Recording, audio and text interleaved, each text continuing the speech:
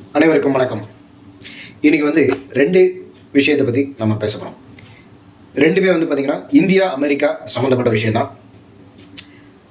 நேற்று ஷாங்காயில் ஷாங்காய் உச்சி மாநாடு டியான்ஜின் நகரத்தில் நடந்து முடிஞ்சிருக்கு. நேற்றுக்கு நிறைவு நாள். இந்த இதில் பார்த்தீங்கன்னா ரொம்ப முக்கியமாக உலகத்தில் இந்த ஷாங்காய் உச்சி மாநாட்டில் மெம்பராக இருக்கக்கூடிய 10 நாடுகளில் ரொம்ப முக்கியமாக பார்த்தீங்கன்னா சைனா, ரஷ்யா, இந்தியா, இந்த 3 நாடுகள், இந்த 3 நாட்டினுடைய தலைவர்கள் பார்த்தீங்கன்னா ரொம்ப நெருக்கமாக டிஸ்கஸ் பண்ணிக்கிட்டாங்க. இந்த மாநாடு நடந்துக்கிட்டு இருக்கும்போதே இந்த 3 பேரோட டிஸ்கஷனை பார்த்து இம்மீடியட்டாக ரியாக்ட் பண்ணது அமெரிக்க அதிபர் ட்ரம்ப். அவர் ஒரு பதிவு போடுறாரு. என்ன பதிவு அப்படின்னு கேட்டிங்கன்னா, அமெரிக்காவை அழிக்க சதி நடக்கிறது அப்படின்னு சொல்லி, சீனாவில் சதி நடக்கிறதுன்னு சொல்லிட்டு அவர் ஒரு பதிவு போடுறாரு. அதாவது எதை தின்னா பித்தம் தெரியும் அப்படிங்கிற மாதிரியான ஒரு நிலைமை தான் இப்போது ட்ரம்ப்பினுடைய நிலைமை.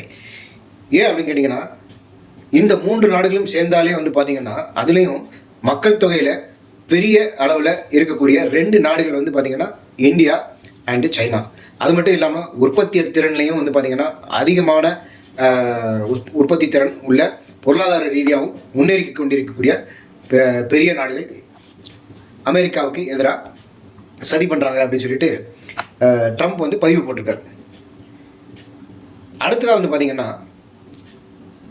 பூனை கண்ணை முடிக்கிட்டா உலகமே இருண்டு போச்சு அப்படின்னு நினச்சிக்குமா. அதே மாதிரி அவர் என்ன சொல்கிறாரு, அமெரிக்கா இல்லைன்னா உலகமே அழிந்துவிடும் அப்படின்றார். ஏன், எந்த மாதிரியான ஒரு எண்ணத்தில் அவர் அந்த மாதிரி சொல்லியிருப்பார் அப்படின்னா, உலகத்துக்கே படி அளக்கிறது அமெரிக்கா தான் உலக நாடுகளில், இந்த உலகத்துக்கே, இந்த பூமிக்கே எல்லா நாடுகளுக்கும் எல்லா மக்களுக்கும் படி அளக்கிறது, எல்லாருக்கும் சோறு போடுறதுங்கிறதே பார்த்திங்கன்னா அமெரிக்கா தான் அப்படிங்கிற ஒரு எண்ணத்தில் அவர் என்ன பண்ணுறாரு, இந்த மாதிரி சொல்கிறார். அமெரிக்கா இறக்குமதி பண்ணுறது, அதே சமயத்தில் பார்த்திங்கன்னா அமெரிக்காவினால தான் உலக நாடுகள் எல்லாமே பார்த்திங்கன்னா முன்னேறி இருக்குது, இல்லைன்னா முன்னேறிக்கிட்டு இருக்குது. மக்கள் எல்லாருமே அமெரிக்காவால் தான் வாழ்கிறாங்க அப்படிங்கிறது சொல்கிறது பார்த்திங்கன்னா ஒரு எந்த மாதிரியான ஒரு மென்டாலிட்டி அப்படிங்கிறது தெரியல. நிறைய நம்ம இந்த மாதிரி செய்திகளில் கீழே கமெண்ட் பார்க்கும்போது பார்த்திங்கன்னா நிறைய பேர் என்ன சொல்கிறாங்க அப்படின்னு பார்த்திங்கன்னா, நம்ம தமிழ்நாட்டை சேர்ந்தவங்கலாம் சொல்கிறது பார்த்திங்கன்னா, இங்கே கீழ்ப்பாக்கம் இருக்குது, அங்கே அனுப்பி விடுங்க அவரை அப்படின்னு சொல்கிறாங்க நிறைய பேர். அந்த மாதிரி கிட்டத்தட்ட பார்த்திங்கன்னா அவர் ஆல்மோஸ்ட் மென்டல் ஆகிட்டார் அப்படிங்கிற மாதிரி தான் சொல்கிறாங்க. ஏன்னா அவர் என்ன சொல்கிறாரு பார்த்தீங்கன்னா, அமெரிக்கா இன்னைக்கு இவ்வளோ வரி சீனாவுக்கும் இந்தியாவுக்கும் கொடுத்து இன்றைக்கி பார்த்திங்கன்னா அமெரிக்க பொருளாதாரம் பார்த்திங்கன்னா கீழே இறங்கி போய்கிட்டு இருக்கு. இந்த இந்தியாவும் சைனாவும் தான் பெரிய அளவில் முன்னேறிக்கிட்டு இருக்கு, வாழ்ந்துக்கிட்டு இருக்கு. இதுக்கு காரணமே பார்த்திங்கன்னா அமெரிக்கா தான். அதனால தான் இந்த நாடுகள் எல்லாத்துக்கும் நான் அதிகமான வரி போட்டிருக்கேன். மக்களை புரிஞ்சுக்கிட்ட, வெளிநாடுகளில் மக்களை புரிஞ்சுக்கிட்டதை விட நான் வரியை தான் நல்லா புரிஞ்சுக்கிட்டு இருக்கேன் அப்படின்னு சொல்லி ட்ரம்ப் சொல்கிறார்.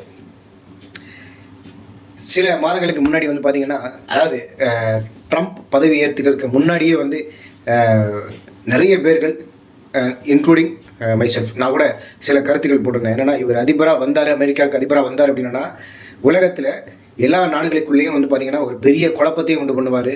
இவர் ஒரு அசாதாரணமான சூழ்நிலையை கண்டிப்பாக இவர் உருவாக்குவார் அப்படின்னு சொல்லிலாம் நான் கமெண்ட் போட்டுருந்தேன். கிட்டத்தட்ட பார்த்திங்கன்னா அதே மாதிரி தான் இன்றைக்கி நடந்துக்கிட்டு இருக்கு. அது மட்டும் இல்லாமல் பார்த்திங்கன்னா, அவர் ஏன் இந்தியா மேலே கோவத்தில் இவ்வளோ வரி போடுறாரு அப்படிங்கிறது சொல்லித் தெரிய வேண்டிய நிறைய பேருக்கு அது தெரியும். இந்தியா பாகிஸ்தான் போரை நிறுத்தினது நான் தான் அப்படின்னு சொல்லிட்டு இருக்காரு. அமைதி, போர் நிறுத்தத்தினால அமைதியை ஏற்படுத்தினதுனால ஒருத்தருக்கு நோபல் பரிசு கிடைக்கிறதுக்கு வாய்ப்பு இருக்குது. அந்த மாதிரி எதாவது பண்ணால் நமக்கு நோபல் பரிசு கிடைக்கும் அப்படிங்கிற எண்ணத்தில் இவர் அந்த மாதிரி அறிக்கையெல்லாம் விட்டார். ஆனால் அதெல்லாம் பொய் அப்படிங்கிறது எல்லாருக்குமே தெரிஞ்சு போச்சு. அந்த ஒரு கோபத்தில் என்னென்னா இந்தியாவுக்கு எதிராக நிறைய வரிகளை அவர் போட்டுக்கிட்டு இருக்காரு. அதே மாதிரி இந்த வரி விதிப்புக்கு முன்னாடியே பார்த்திங்கன்னா இது பெரிய அளவில் அமெரிக்காவே பாதிக்கும், அதாவது திருப்பி அடிக்கும் அப்படின்னு சொல்லுவாங்க. அதே மாதிரி பார்த்திங்கன்னா இது ரிவர்ஸ் ஆகும். அமெரிக்காவுக்கே பெரிய அளவில் ஒரு பாதிப்பை ஏற்படுத்தக்கூடிய ஒரு சிச்சுவேஷனை தான் பார்த்திங்கன்னா இன்றைக்கி ட்ரம்ப் பண்ணிக்கிட்டு இருக்காரு. எல்லா நாடுகளுக்கும் வரி விதிக்கிறதுனால அமெரிக்காவுக்கு பணம் கொட்டுன்னு கொட்டிடாது. என்ன பண்ணுவாங்க, எல்லாரும் ஆல்டர்னேட்டிவ் தான் என்ன பண்ணுவாங்க, விரும்புவாங்க. எப்படி இதை வந்து அமெரிக்காவுக்கு நம்ம பண்ணாமல் வேறு எந்தெந்த நாடுகளுக்கு வந்து நம்ம இப்போ இது பண்ணலாம், பொருளாதாரத்தை ஏற்றுமதியை விரிவாக்கம் பண்ணலாம் அப்படிங்கிறத யோசிக்க ஆரம்பிப்பாங்க. அதனால் பாதிக்கப்பட போகிறது என்னன்னு கேட்டிங்கன்னா அமெரிக்கா தான் இதனால் பாதிக்கப்பட போகிறது. இது வந்து அங்கே இருக்கிற அமெரிக்காவில் இருக்கக்கூடிய அரசியல்வாதிகள், ஆலோசகர்கள், பொருளாதார வல்லுநர்கள், மக்கள் எல்லாருமே வந்து புரிஞ்சுக்கிட்டு இந்த அமெரிக்கா அதிபர் ட்ரம்ப்பினுடைய இந்த இந்த விதமான நடவடிக்கைக்கு வந்து எதிராக நிறைய பேர்கள் கருத்தும் சொல்கிறாங்க. அது மட்டும் இல்லாமல் நிறைய பேர்கள் வந்து அவரை வந்து அவருக்கு நிறைய கண்டனங்களையும் தெரிவிச்சுக்கிட்டு இருக்காங்க. இப்போது அவருடைய கட்சிகளுக்குள்ளேயே வந்து குழப்பங்கள் வந்துக்கிட்டு இருக்கு. அவர் துணை அதிபராக இருக்கக்கூடியவர் வந்து பார்த்தீங்கன்னா ஏதாவது ஒரு அசம்பாவிதம் ஆச்சு அப்படின்னா அதிபர் பதவியை ஏற்றுக்கிறதுக்கு அந்த வேலை செய்கிறதுக்கு பணியை செய்கிறதுக்கு நான் தயாராக இருக்கேன்னு அவர் சொல்கிறாரு. அப்படின்னா அமெரிக்கா இந்த மாதிரி இன்றைக்கி எந்த மாதிரி ஒரு சுச்சுவேஷன் இருக்குது அப்படிங்கிறத வந்து நம்மளால் புரிஞ்சிக்க முடியுது. இன்னும் கொஞ்ச நாளில் வந்து பார்த்தீங்கன்னா சொல்ல முடியாது. அவங்க கட்சிக்காரங்களே சரி அமெரிக்க அதிபருக்கு எதிராக திரண்டு அமெரிக்க மக்களும் அதுக்கு எதிராக திரண்டு என்ன பண்ணுவாங்க, பெரிய ஒரு கலவரம் போராட்டத்தில் கடைசியில் அதிபர் ட்ரம்ப்பினுடைய ஆட்சியை கவுந்தாலும் கவரலாம். அந்த மாதிரியான ஒரு சுச்சுவேஷன் வர்றதுக்கும் வாய்ப்புகள் நிறைய இருக்குது. ஏன்னு கேட்டால் இது ட்ரம்ப்பை மட்டும் பாதிக்கக்கூடிய விஷயம் கிடையாது, ஒட்டுமொத்த அமெரிக்காவே பாதிக்கக்கூடிய விஷயம் அப்படின்னு தெரிய வந்தது அப்படின்னா கண்டிப்பாக ட்ரம்ப்புக்கு வீழ்ச்சி காத்துக்கிட்டு இருக்கு அப்படிங்கிறது தான் உறுதி, உண்மை. நன்றி.